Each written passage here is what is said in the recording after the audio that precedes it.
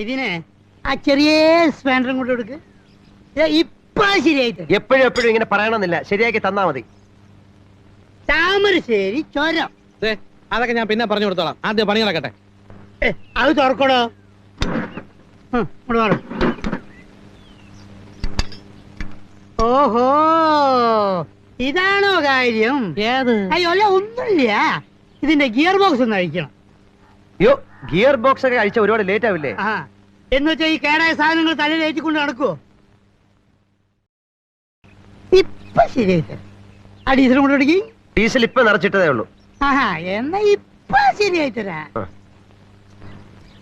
മെതിനെ ആ ചെറിയ screw driver കൊണ്ട്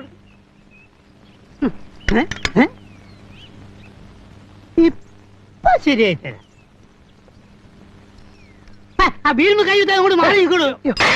സ്റ്റാർട്ടായി പോയല്ലോ, പറഞ്ഞ മനസ്സിലാവൂലേ?